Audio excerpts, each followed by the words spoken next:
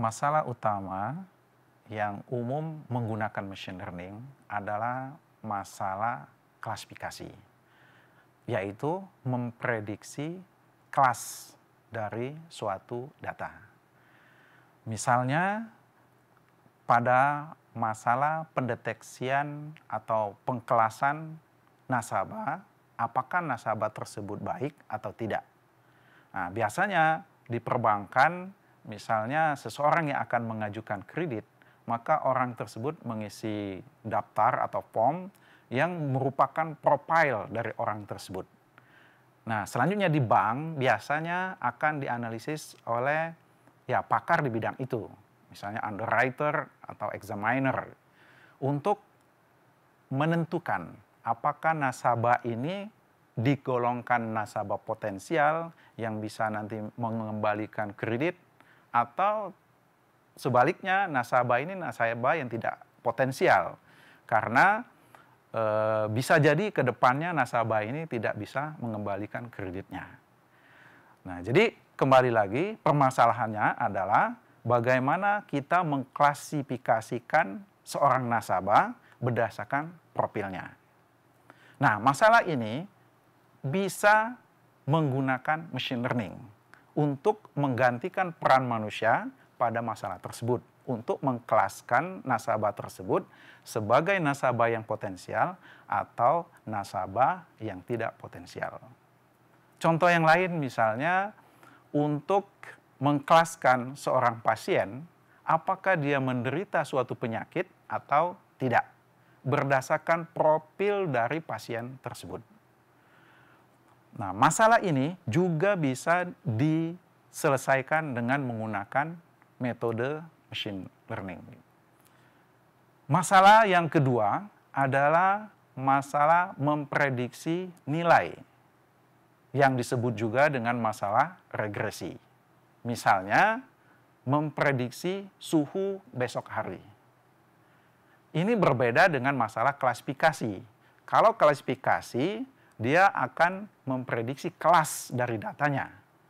Sementara pada masalah regresi, dia akan memprediksi nilai dari data tersebut. Contoh yang lain misalnya adalah memprediksi nilai tukar suatu mata uang. Ini juga masalah regresi karena yang diprediksi berupa suatu nilai, bukan suatu kelas. Pada proses belajarnya mesin, biasanya data yang ada itu disertai kelas atau nilai dari datanya.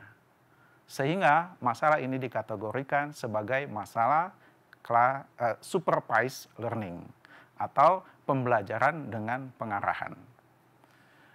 Selanjutnya, masalah berikutnya yang sering menggunakan machine learning itu adalah masalah pengelompokan.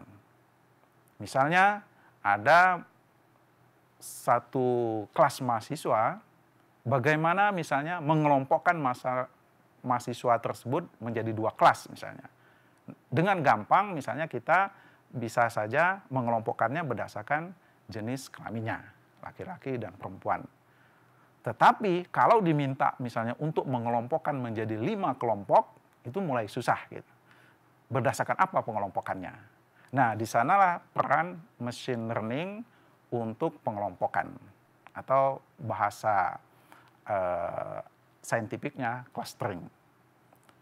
Contoh yang lain untuk masalah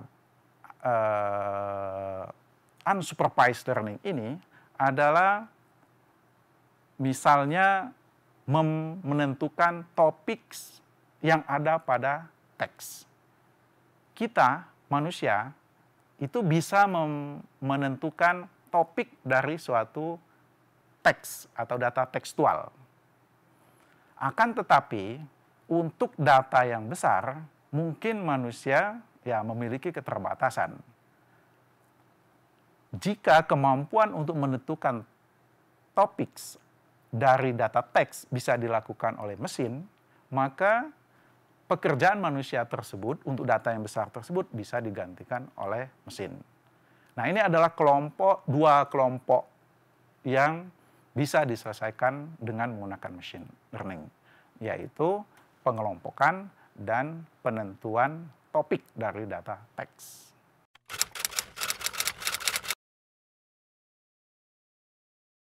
Jika kita memiliki data, misalnya data yang besar, maka sebagian data itu kita ambil sebagai data sampel. Selanjutnya, jika masalah ini klasifikasi atau regresi, maka data sampel ini kita tentukan targetnya masing-masing. Misalnya untuk masalah klasifikasi, misalnya data ini kelasnya apa, data ini kelasnya apa, dan seterusnya. Untuk data unsupervised learning, ya kita tidak perlu membuat target dari data sampel ini. Selanjutnya, data sampel ini dibagi dua, satu data training, satunya data testing. Data training digunakan untuk membangun model, data testing itu digunakan untuk mengestimasi akurasi dari model yang dibentuk. Selanjutnya, jika berdasarkan data testing ini, akurasi dari model machine learning-nya cukup baik, maka selanjutnya model machine learning ini digunakan sebagai model akhir yang digunakan untuk menggantikan peran manusia pada masalah tersebut. Sehingga berikutnya, data-data sisa yang bukan data training atau data testing, itu nanti prosesnya bisa menggunakan machine learning ini. Karena machine learning ini diimplementasikan dengan komputer, maka machine learning ini bisa melakukan proses untuk data yang besar atau response time yang cepat dibandingkan dengan manusia.